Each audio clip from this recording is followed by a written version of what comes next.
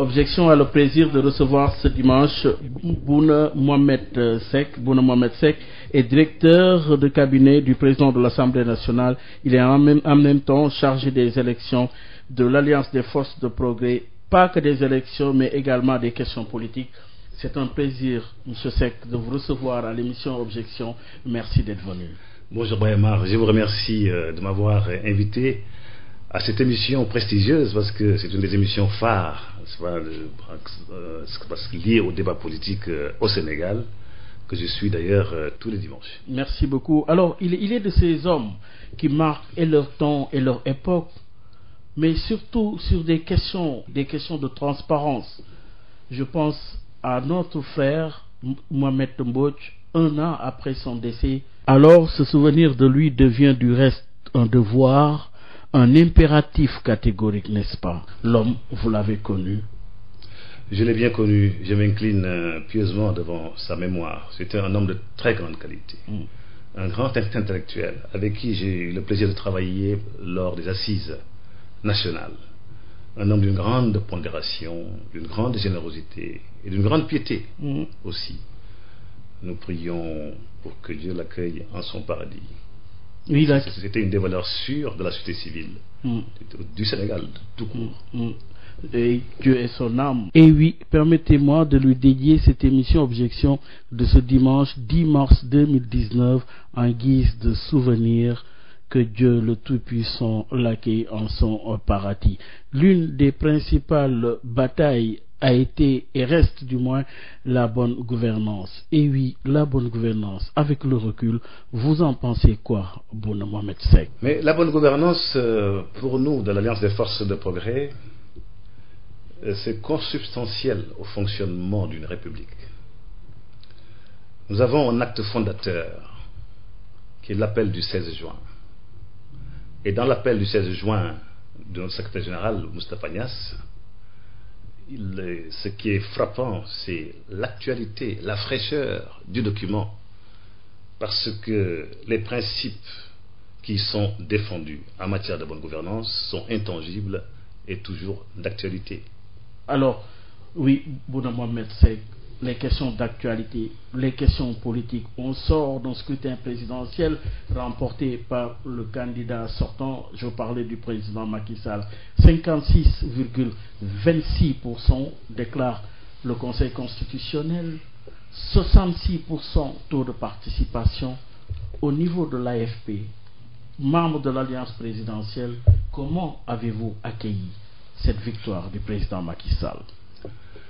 Mais nous avons été des acteurs, et pas des moindres, dans ce processus, ce combat démocratique, qui a charrié beaucoup de passion.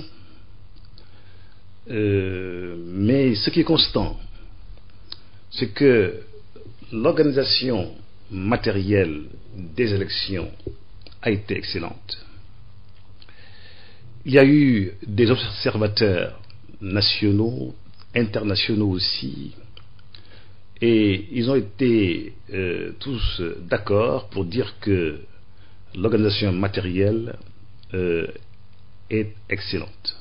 Évidemment, il y a eu quelques dysfonctionnements liés au caractère massif de la participation, vous venez de le dire, plus de 66%, et du point de vue de la maturité des Sénégalais aussi, je pense qu'il faut souligner cela, parce qu'il y a eu des appels au boycott et les Sénégalais, dans le calme et la sérénité, sont allés voter. Il y a eu beaucoup de lectures de ce vote-là, les 58% du président Macky Sall. Je ne reviens pas sur les polémiques. Nous allons nous en tenir aux faits. Le déroulement du vote et le comportement justement du vote, comment l'analysez-vous? Oui, on a beaucoup parlé de vote confrérique, de vote ethnique, mais moi franchement je n'y crois pas. Ah oui? Non, je pense par exemple, peut-être que ça va être plus clair, moi je suis un enseignant. Vous voyez par exemple quand Jacques Chirac est soutenu par les gens de Corrèze, est-ce qu'on parle de vote ethnique? Ce sont ce sont des blancs, entre guillemets, qui votent pour des blancs. Hein. Je regarde les chiffres par exemple en Casamance, puisqu'il s'agit du candidat Sonko, hein, et vous voyez que même si Sonko a gagné à Ziguinchor, par exemple dans le département de Ziguinchor, l'écart n'est pas important. Je vois Macky Sall 32 846, Sonko 41 291, n'est-ce pas? À Oussouye, c'est encore plus éloquent. Les chiffres sont encore plus éloquents. Macky Sall 8 707, Sonko 9 209. C'est-à-dire que quand on fait la politique, mais ce sont d'abord les parents, c'est le terroir, c'est l'espace. Et cet espace-là n'est pas une étendue plane, c'est un volume, n'est-ce pas? C'est un volume avec toutes les lignes de sympathie qui peuvent se tisser. C'est tout à fait normal dans une démocratie. On ne peut pas parler dans une démocratie de vote correct et de vote incorrect. C'est la même chose pour le vote confrérique. Si vous voyez les chiffres démontent cette hypothèse, ne la confirment pas du tout. Hein, je vois par exemple que Idrissa Seck, le candidat Idrissa Seck, a gagné Touba Mosquée et Mbacké. Mais la plupart des communes, n'est-ce pas, ont été gagnées par le candidat Macky Sall. Et les grands, et puis à part Touba Mosquée, mais vous avez Darou Mousty qui est quand même un grand centre. Et vous avez Porokhane. Dans le Baol, vous avez Taïf, vous avez Sadio, vous avez Afia, vous avez Darou Manane. Ce sont des grands dignitaires du mouridisme qui y résident. Et ces localités ont été gagnées par le président Macky Sall. Donc je ne crois pas au cri de ces Cassandres qui annoncent des dangers pour le Sénégal. Ce danger est une fiction. C'est une fiction. Est une fiction. Oui. La nation sénégalaise. Le fait, il est là quand même. Le fait, il est là. Oui, le fait, il est là et c'est un fait qui est inhérent, encore une fois, à la démocratie. Je me rappelle d'ailleurs, en 1993, si je ne m'abuse, j'étais en France, je faisais partie des gens qui organisaient le vote. N'est-ce pas? J'étais impliqué dans l'organisation. J'étais dans un bureau de vote. Et j'ai été frappé par une chose. Le candidat Bathily, Ablaye Bathily, son score, sa moyenne en France n'avait rien à voir avec la moyenne nationale. Pourquoi? Et parce que il avait beaucoup de parents aussi soninké dans les foyers, n'est-ce pas, qui ont voté pour lui, n'est-ce pas? Mais ça, personne ne s'en est ému. C'est un fait qui, encore une fois, ce réflexe de solidarité par l'espace, par la culture, par la famille, c'est inhérent aux démocraties. Oui, inhérent aux démocraties, toujours en termes d'enseignement tiré de ce scrutin, cette fois-ci la contribution de l'AFP. L'AFP fait partie des partis alliés justement de l'APR à l'intérieur de la coalition présidentielle Benno Bokk Yakaar. Avez-vous justement mesuré la contribution de l'AFP dans la victoire présidentielle? Oui, je voudrais d'abord dire que l'AFP s'est impliqué à travers tout le territoire national, que c'est un parti qui couvre toutes les communes du Sénégal, tous les départements, toutes les régions, n'est-ce pas? Donc le mot d'ordre de la direction de l'AFP, c'était que les responsables et les militants devaient s'insérer dans les comités électoraux de Benno Bokk Yakaar.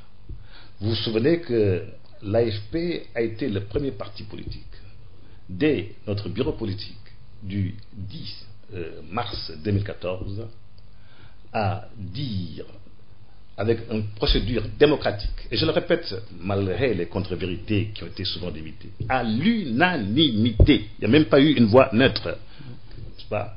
Les membres présents ont décidé d'appuyer la candidature du président Macky Sall pour un deuxième mandat. Et quand nous le faisions, nous pensions à la stabilité du Sénégal, à la sécurité de notre pays et au développement de notre pays. Et nous avions pensé que le candidat Macky Sall était le mieux outillé, le mieux armé, le mieux préparé pour continuer le redressement du pays qui était dans une impasse en 2012 et amorcer, n'est-ce pas, les projets phares qui sont en train de fleurir à travers tous les pays que les Sénégalais ont vu d'ailleurs, et ce qui lui a valu d'ailleurs cette réélection. Et le président Moustapha Niasse, son secrétaire général, comme vous savez, a piloté non seulement Nioro, mais la région de Kaolack, n'est-ce pas, qui est quand même un des greniers, un des bassins électoraux du président Macky Sall, n'est-ce pas? Vous avez vu les chiffres, n'est-ce pas, par rapport aux autres candidats. Alors, oui, l'AFP a contribué, l'AFP s'est impliqué depuis le début, justement, aux côtés du président Macky Sall. Maintenant que le vote, justement, a eu lieu, vous avez suivi les tergiversations, le débat, le suspense, la tension. Mais alors, le jour du vote, à la proclamation des résultats, on a vu qu'il y avait enjeu autour justement de la proclamation des résultats. Comment l'avez-vous vécu? Moi, je crois que c'était un combat politique avec des accents aussi un peu qui relèvent du mélodrame, un peu comique aussi, parce que vous savez, quand on a participé au processus électoral, quand on sait comment ça marche, il n'y a pas de tricherie possible en la matière. Ah oui? J'ai cette guerre, ce qu'on appelait, ce que vos confrères vous-même avez appelé la guerre des chiffres, c'était une guerre artificielle. Ah oui? Tout à fait, parce que quand on est présent dans les bureaux de vote, quand on est présent à la commission départementale de recensement, quand on est présent à la commission nationale de recensement des votes, c'est impossible de frauder. Moi, j'ai été présent, j'ai représenté le candidat Moustapha Niasse à la commission nationale de recensement en 2012 pour l'élection présidentielle, et j'ai représenté tout le Benno Bokk Yakaar à la commission nationale de recensement pour les législatives. Donc je sais comment ça marche avec le juge Kandji, le même juge qui n'a pas changé, Demba Kandji. le juge Demba Kandji. J'ai assisté à une scène pour que je pense qu'il faut être juste, pas, surtout quand nous sommes un pays de croyants, il faut être juste. Vis-à-vis de qui? Mais vis-à-vis des juges, et tout particulièrement du juge Demba Kandji. J'ai assisté à une scène. Le président Wade était encore au pouvoir lors des travaux de la Commission nationale de recensement en 2012. Nous avons fait annuler des bureaux de vote sur la base du code électoral parce qu'il n'y avait pas des signatures, n'est-ce pas, sur les procès verbaux. Et il y a un des caciques du parti qui était au pouvoir qui a bondi vers le juge Demba Kandji pour essayer de l'intimider. Le juge Demba Kandji, de manière très ferme, lui a dit: regagnez votre place, ici c'est mon impérium. Et le président Wade était encore au pouvoir. C'est le même juge, il n'a pas changé. Le juge n'est pas un magicien.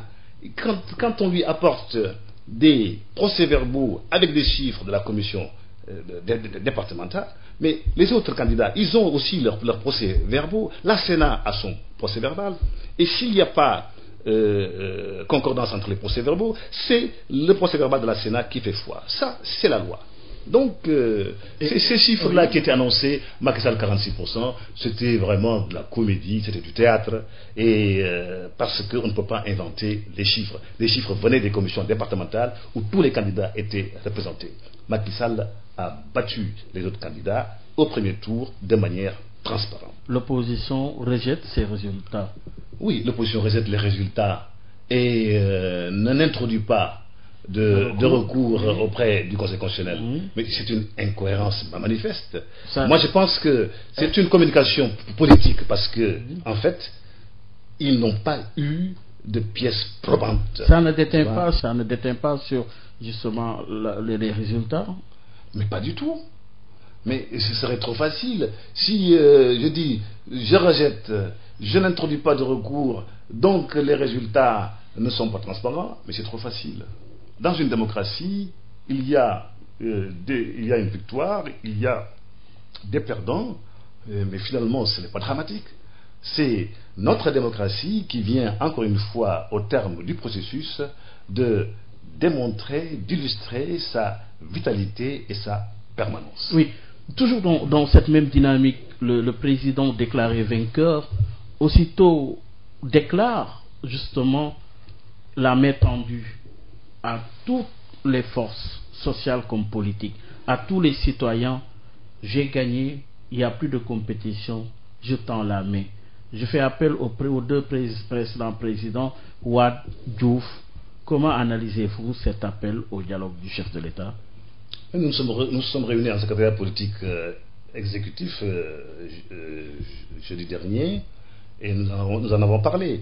Et nous estimons que cette intervention du président Macky Sall à l'issue de la proclamation définitive des résultats a été d'une très grande hauteur. Il a fait preuve d'ouverture, de grandeur, et je pense que c'était le discours attendu par les Sénégalais, qui sont encore une fois très mûrs, qui veulent non seulement qu'il y ait la paix, la stabilité, mais qui veulent que les fils de ce pays se donnent la main pour travailler pour notre pays, pour les populations. Oui. D'autant plus que le profil de notre pays va changer radicalement. Nous allons, dans les 2-3 prochaines années, vers la construction de l'économie pétrolière et gazière, avec tout ce que cela comporte, non seulement au plan économique, social, géopolitique et même géostratégique.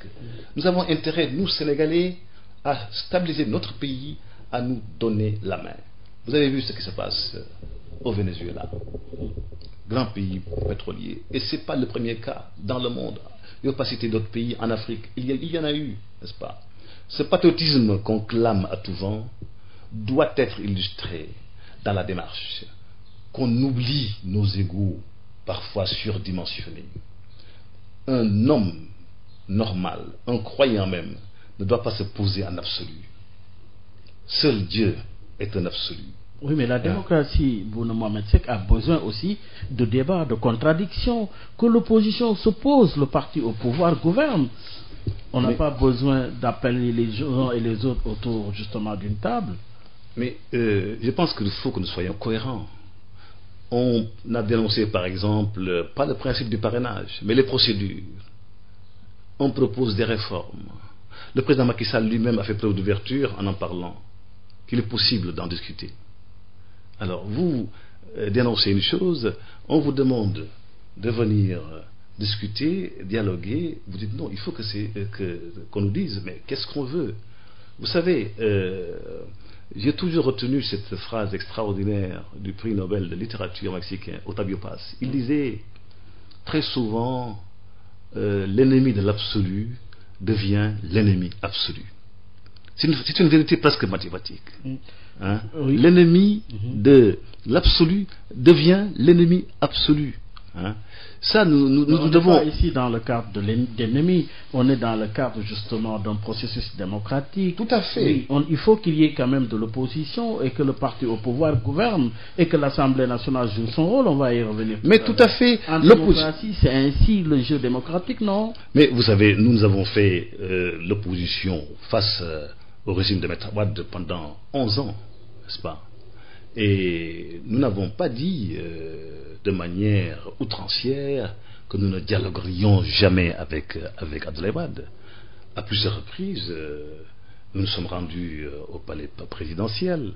Enfin, j'ai assisté moi-même en tant que plénipotentiaire, il y avait les leaders de l'opposition, le président Moustapha Niasse, Abdoulaye Bathily, Tanor Dieng, Dansoko, etc. Sous ces leaders étaient là, nous étions là avec les plénipotentiaires, toute une après-midi avec le président Wade. Il y avait des étincelles, mais il y avait des contacts, n'est-ce pas? Évidemment, le dialogue doit être organisé de manière concertée, et ça, je pense que personne ne s'y oppose. Oui, l'opposition doit s'opposer en démocratie. Celui qui a été élu, ceux qui sont élus doivent gouverner. C'est comme ça que marchent les démocraties. Mais il y a des questions d'importance pour l'avenir de notre pays, pour la sécurité des choix capitaux pour le développement, pour la gestion des ressources, et tout cela, je pense que le président Macky Sall a donné des signaux assez clairs, n'est-ce pas, et chaque fois, malheureusement, il n'y a pas de suite. Je pense que je fais confiance aux vrais patriotes qui sont dans l'opposition, parce qu'il y en a. Et pour vous, quels sont les termes de ce dialogue? Quels doivent être les termes de ce dialogue? Mais les termes, il n'y a pas de tabou dans les. Une fois que le peuple s'est prononcé, une fois que le peuple a souverainement choisi le président de la République, une fois qu'on reconnaît ce président de la République, si on ne le reconnaît pas, ça ne changera rien sur la marche de la République. C'est pas parce que c'est le peuple qui est souverain, encore une fois, et qui a dit son mot, il a le dernier mot. Il choisira encore le président de la République en 2024, Inch'Allah, si Dieu nous prête vie. Oui, vous avez parlé de 2024. Le président Moustapha Niasse, pour ne pas parler de l'AFP, avait justement clairement indiqué qu'en 2024, l'AFP aura son candidat. Aujourd'hui, vous confirmez? Oui, le président Niasse, en fait, c'est les instances de l'AFP qui en ont débattu et qui en ont décidé démocratiquement. Au moment où je vous parle, oui, je le confirme. L'AFP, c'est la ligne de l'AFP. L'AFP présentera un candidat en 2024. Est-ce ainsi, justement, signer la fin de l'Alliance dans le cadre de Benno pour prendre son destin en main? Au moment où je vous parle, l'ancrage de l'AFP dans Benno Bokk Yakaar est confirmé et validé, n'est-ce pas? Il n'y a pas eu de données nouvelles pour que cette alliance s'effiloche ou s'effrite. Ce qui est constant, c'est que, et ça c'est un point de vue personnel, au vu des chiffres, des résultats de cette élection présidentielle de 2024, si les trois principales composantes de Benno Bokk Yakaar, à savoir l'AFP, l'APR et le Parti Socialiste, si chacun de ces trois composantes présente un candidat en 2024, ce qui est sûr et certain, c'est que nous irons à un deuxième tour. Et il y a des risques pour que d'autres forces, peut-être, prennent le pouvoir. Et tout ça, je pense qu'en politique, il faut procéder à des analyses froides à chaque étape et se concerter, discuter, d'abord au niveau des instances, des composantes, ensuite entre composantes, pour prendre les meilleures décisions pour notre pays. Les meilleures décisions pour notre pays, dites-vous. Le président Macky Sall est dans son deuxième et dernier mandat. Ça suppose quoi? Que la fin du compagnonnage, ou est-ce que cela va survivre aux deux présidents Macky Sall et Moustapha Niasse? Mais vous savez, c'est le dernier mandat du président Macky Sall. Ce que les gens oublient, c'est que... Mais ça suscite aussi des intérêts de part et d'autre. Oui, pour gouverner... Au sein de l'APR comme au sein de la grande coalition. Et vous savez, pour gouverner, même quand c'est un pays stable comme le Sénégal, on a toujours besoin de force pour gouverner. Une fois que le président de la République est élu, les institutions doivent fonctionner, et le Sénégal est un pays très complexe. Vous le savez peut-être mieux que moi, et on a besoin des forces vives pour gouverner. On a besoin des partis politiques, de forces politiques, oui, on a besoin d'autre chose, n'est-ce pas? On a besoin des identités remarquables de ce pays. On a besoin des forces sociales, et Benno Bokk Yakaar, en conjuguant ses efforts, a eu un peu plus de 58%, et il faut consolider cette stabilité, cette force politique, à mon avis, se donner la main pour que ce mandat-là confirme les fleurs du premier mandat. Du premier mandat. Mais alors, il est décliné de part et d'autre des hypothèses comme la dissolution de l'Assemblée nationale pour aller vers un couplage législatif local. Avez-vous réfléchi de la question au niveau de l'AFP et quelle est la position de votre parti? Bon, vous savez, cette affaire de dissolution de l'Assemblée nationale, c'est l'article 87 de la Constitution qui le règle, n'est-ce pas? Le président de la République, après avoir recueilli l'avis du président de l'Assemblée nationale et du Premier ministre, peut procéder à une dissolution 2 ans après la mise en place de la législature, n'est-ce pas? Donc, on ne peut pas. C'est pas une question taboue. L'idée a quitté ça et là. Oui, c'est pas une question taboue. Moi, je ne prétends pas du tout être censeur. Pas pour dire toi tu as le droit d'en parler, c'est pas le moment, etc. Il faut dédramatiser tout cela. Nous, AFP, nous sommes très à l'aise pour en parler parce que les 5 députés que nous avons aujourd'hui ne correspondent pas, et ça je le dis de manière très claire, ne correspondent pas du tout, n'est-ce pas, au profil de l'AFP et aux forces réelles de l'Alliance des forces de progrès. Vous avez suivi la réaction de l'AFP quand il y a eu ces investitures-là pour les législatives, n'est-ce pas?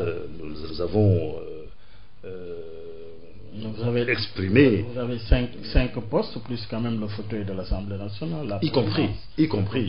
Parce que nous avons. Donc, oui, mais c'est pas des moindres. Hein? C'est pas des moindres, mais je parle du nombre de députés. Oui. Parce que je suis persuadé que si l'AFP va aller seule à des législatives, l'AFP aurait plus de 5 députés. Mais quel est l'intérêt aussi de dissoudre l'Assemblée pour coupler les élections aujourd'hui? Alors, l'intérêt. C'est quoi l'intérêt? Oui. La dissolution, c'est quoi? Ça peut être une arme dirigée contre certaines forces. Vous vous souvenez, en 2001, le président Wade a procédé à la dissolution de l'Assemblée parce que il y avait quand même une majorité de députés de l'ancien régime d'alors, du Parti socialiste. Oui, mais aujourd'hui, aujourd'hui, à double tranchant. Oui, dans alors, le contexte aujourd'hui, Benno Bokk Yakaar a une majorité très confortable, n'est-ce pas? Donc, plus de 120 députés, à peu près 120 députés sur les 165.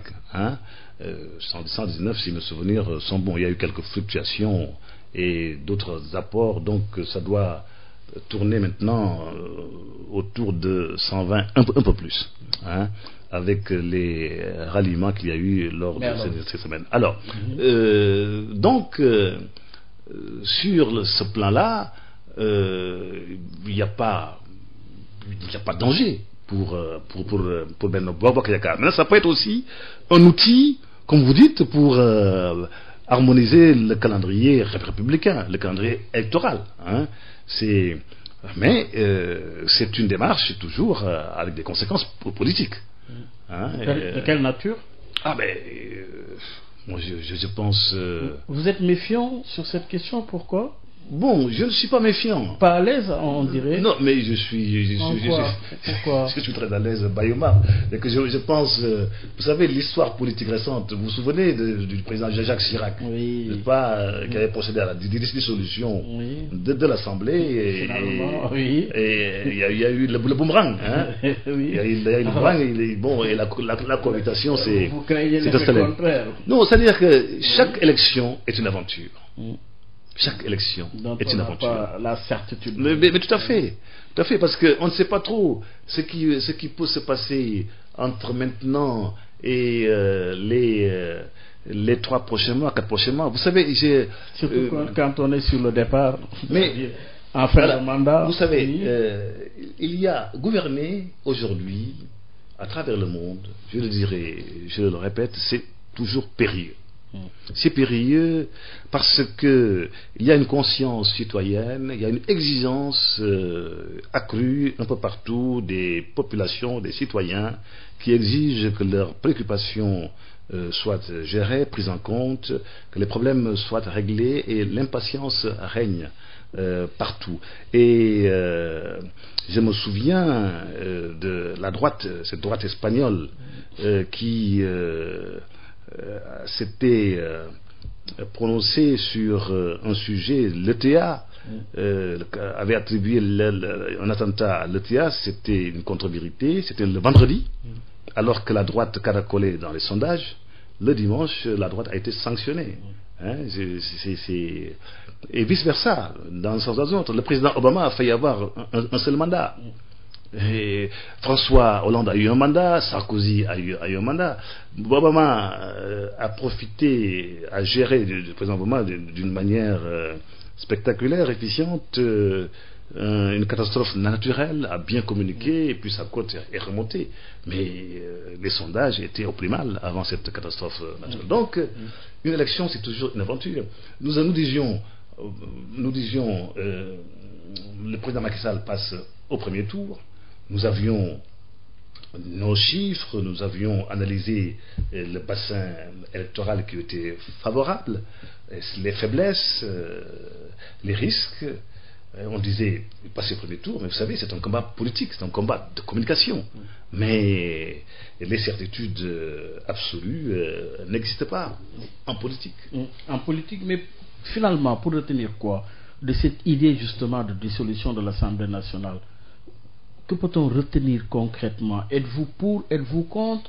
Quelle est votre position réelle, concrètement? Moi je ne suis ni pour ni contre. Ce n'est pas une réponse à la normande.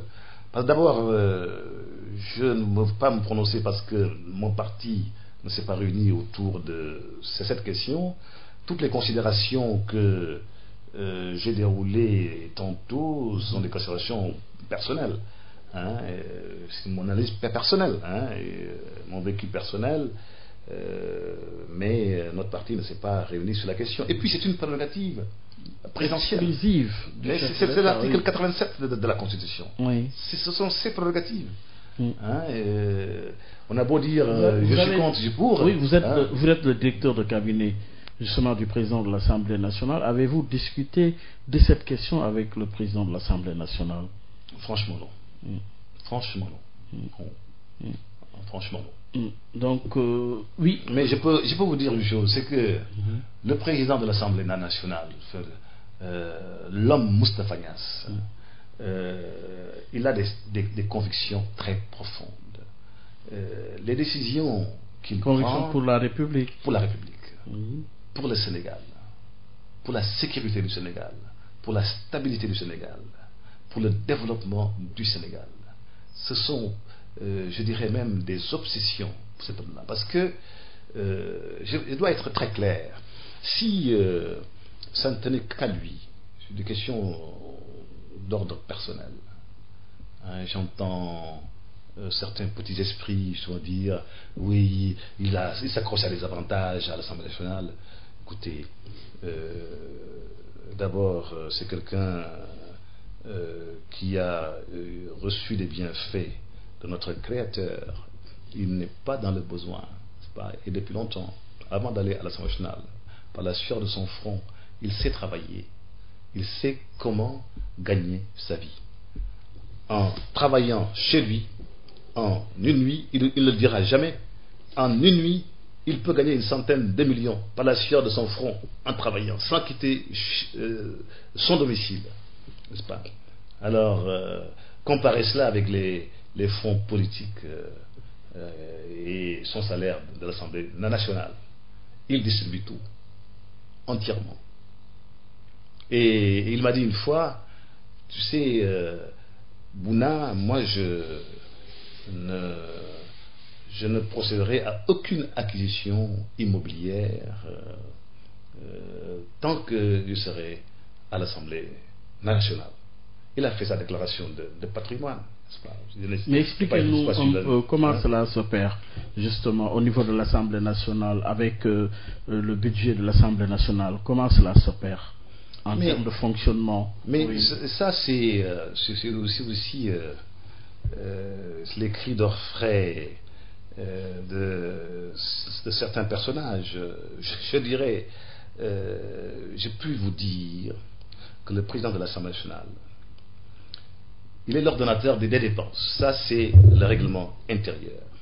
Mais il ne s'occupe pas des dépenses au quotidien. Il ne s'occupe pas de fournisseurs. Il ne s'occupe pas de paiement. Il ne s'occupe pas de choix de marché.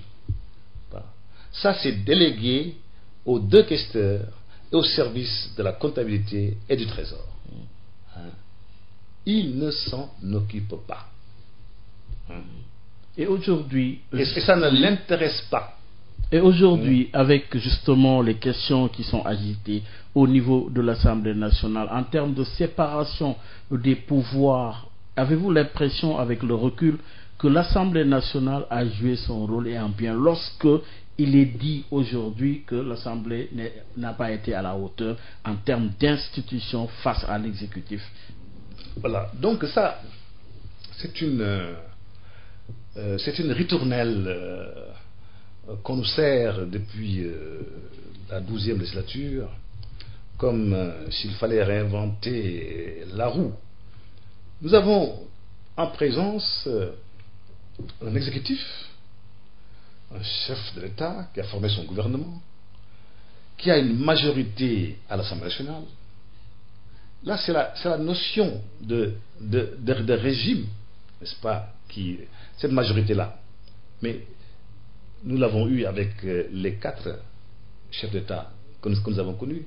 Oui, mais où est-ce qu'on peut imaginer une Assemblée nationale composée d'une majorité favorable au chef de l'exécutif en train de se tirailler avec l'exécutif? Mais ça n'existe nulle part. Mais pas tirailler, quand même. Mais pas tirailler, mais l'Assemblée nationale est en train de jouer son rôle, ses missions. Est-ce que vous pouvez, face aux Sénégalais, nous dire, en termes de proposition de loi, en termes justement de l'exécutif, nous avons pu voter combien de lois en termes de proposition de loi, c'est-à-dire venant des députés, émanant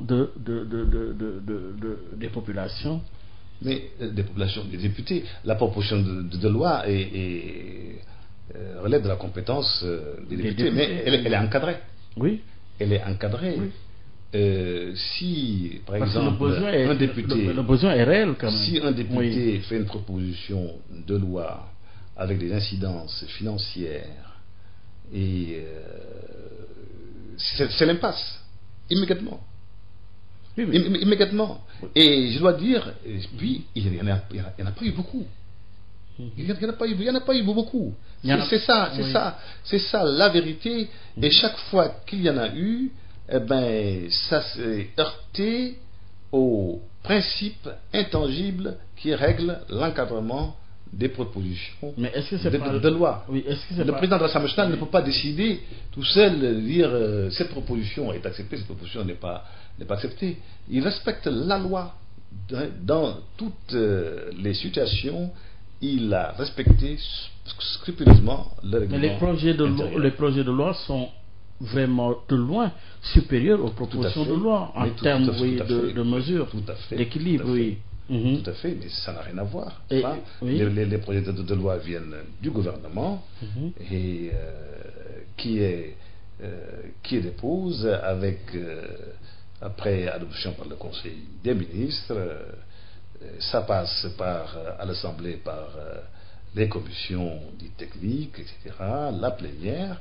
Bon, et de manière publique, le débat est organisé et c'est la majorité qui, à chaque fois, s'est imposée. Nous sommes en démocratie. En démocratie, oui. Et dans le cadre aussi des réformes annoncées, des réformes institutionnelles, aujourd'hui, avez-vous l'impression que l'Assemblée nationale a besoin de réformes pour renforcer justement le jeu démocratique? Tout à fait. Moi, je suis d'accord avec vous. D'ailleurs, parmi les projets en cours, c'est la grande réforme du règlement intérieur de l'Assemblée nationale. le président de l'Assemblée nationale l'a annoncé dès le début de cette présente législature, et la procédure est entamée.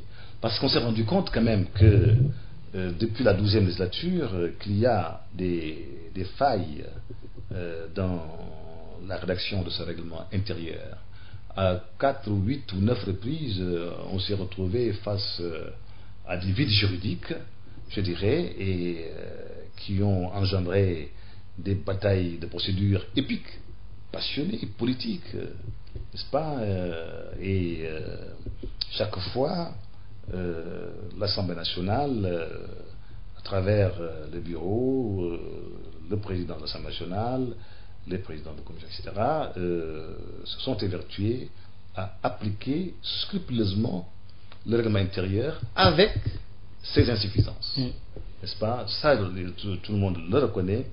Et je crois que ces insuffisances avec cette réforme annoncée et en cours, je crois que beaucoup de choses vont être améliorées. Pour rappeler que nous recevons Bouna Mohamed Seck, il est le directeur de cabinet du président de l'Assemblée nationale. Bouna Mohamed Seck est également le chargé des élections et des questions politiques de l'Alliance des forces de progrès, dit l'AFP. Alors, Bouna Mohamed Seck, aujourd'hui, justement, on est à l'heure de la recomposition politique. Aujourd'hui, la gauche sénégalaise est pratiquement inexistante. Justement, en termes de perspective, comment percevez-vous cette gauche, justement, à l'aune des prochains événements politiques? Alors, grande question. Vous savez, avant la chute du mur de Berlin, après la chute du mur de Berlin, beaucoup d'eau a coulé sous les ponts. Qu'est-ce que la gauche sénégalaise? Grande question.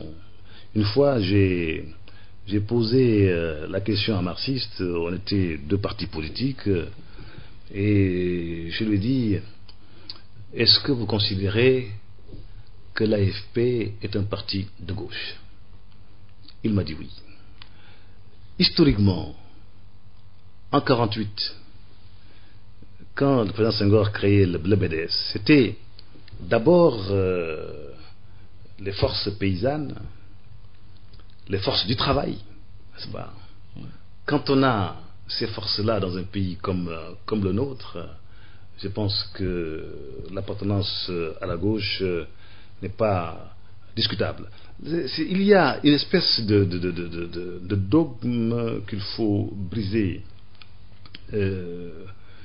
La gauche, c'est pas seulement le marxisme, léninisme. J'ai toujours pensé que une des grandes erreurs de la gauche sénégalaise, c'est d'avoir auto-organisé son propre exil intérieur en faisant beaucoup de théories sur la jonction avec les masses, mais dans la réalité, un parti comme l'UPS était beaucoup plus proche des masses que cette gauche marxiste. Mais je vois aujourd'hui, j'ai vu dans le journal aujourd'hui d'ailleurs que il y a une partie de la gauche, parce que c'est une partie de la gauche, oui. Parce que nous, de l'Alliance des forces de progrès, si la gauche c'est être rivée aux préoccupations de son peuple, aux forces laborieuses, n'est-ce pas? Si vous lisez les documents de l'AFP sur le monde rural, sur l'arachide, sur les problèmes sociaux qui ont agité le pays depuis 12 ans, c'est une préoccupation constante de notre parti, c'est pas d'être rivé aux forces du travail et aux préoccupations populaires. C'est pas? Oui, la gauche, oui. C'est, pour me résumer, c'est être en phase avec les préoccupations des populations, oui. et tout particulièrement les plus démunis. Le Parti socialiste, mais ici nous parlons de l'AFP. Aujourd'hui, l'AFP est-il sorti, affaibli ou renforcé de son alliance dans le cadre de Benno? Moi, je dirais que l'Alliance des forces de progrès est restée intacte. Intacte, oui. Parce que il y a eu beaucoup de communication, beaucoup de contre-vérités projetées. Mais vous êtes longtemps resté sans communication. Mais on nous reproche de ne pas communiquer. Mais l'Alliance des forces de progrès est un des rares partis politiques du Sénégal à tenir ces réunions d'instance régulièrement. Oui. Nous allons vers notre 5e congrès. Fin juin. Oui. Nous sommes en train de procéder à l'appel à la vente des cartes. Et après le symposium qu'on a organisé il y a 2 ans, qui était pratiquement un mini-congrès, il y avait tous les 45 départements. Le congrès d'investiture du président Macky Sall, vous avez vu son caractère massif et populaire, n'est-ce pas, qui a démenti toutes les annonces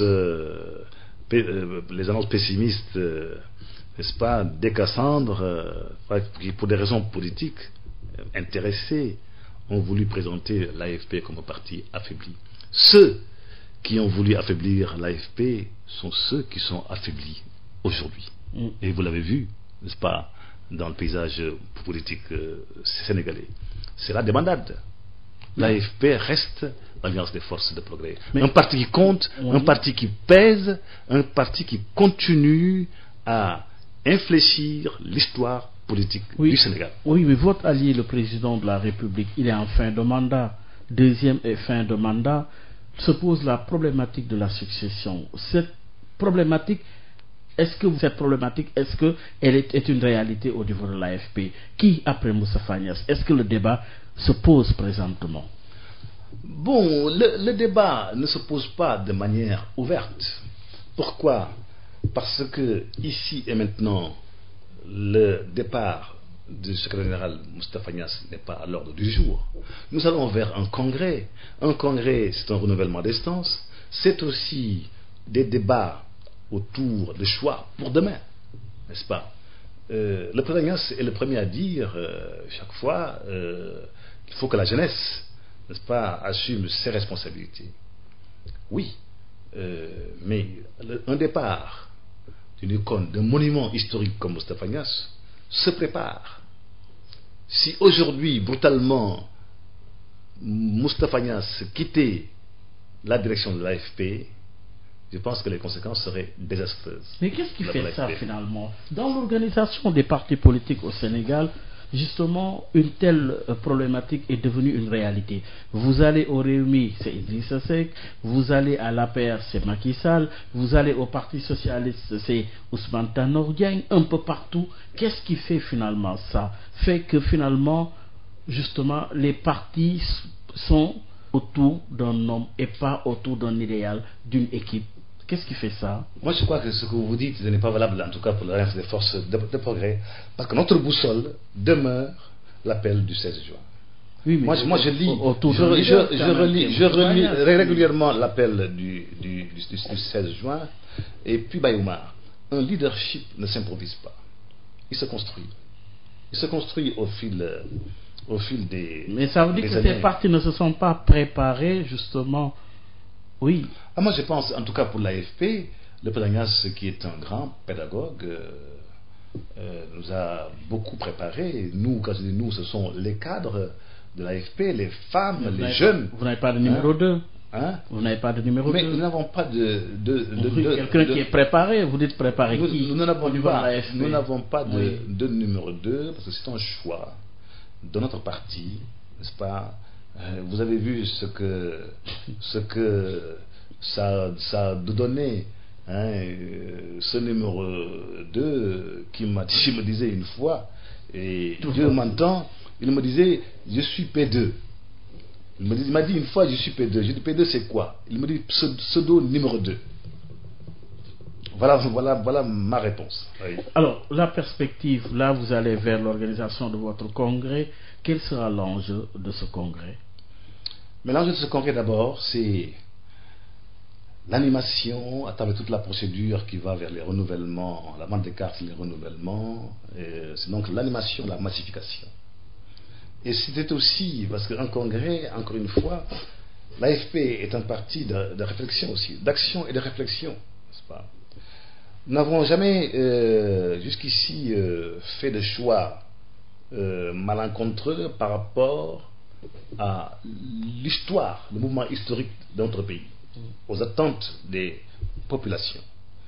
Et c'est ça la force de l'AFP. Nous avons toujours fait les bons choix par rapport à ce mouvement historique. Et je pense que l'AFP continuera dans cette voie-là, pas pour faire les bons choix pour demain. Ce qui est sûr et certain, encore une fois, nous avons créé ce parti-là pour conquérir le pouvoir comme tous les partis politiques. Et l'autre réalité massue, c'est qu'aujourd'hui, aucun parti politique, depuis 2000, c'est fini. Le parti politique hégémonique dans le profil que nous avons connu avec le Parti socialiste d'avant 2000, c'est terminé pour l'histoire politique du Sénégal. Seules les coalitions gagneront les élections. Les coalitions, ça suppose quoi? Qu'il est possible que l'AFP se retrouve avec le Parti socialiste autour d'une même alliance pour les prochaines échéances politiques? Moi, je ne suis pas Madame Soleil. Demain appartient à Dieu, hein, comme nous le disons souvent, nous autres croyants. Nous avons, vous savez, le 10 mars 2014, quand nous sommes réunis, nous avons communiqué, nous avons fait un texte. Et dans ce texte, nous avons dit de manière très, très claire, nous continuons dans le Benno Bokk Yakaar si les choses restent en l'état. Les données n'ont pas changé. Si demain les données changent, mais nous allons procéder à une lecture froide des données en présence et nous prendrons toujours ce que nous estimerons être la bonne décision pour notre pays.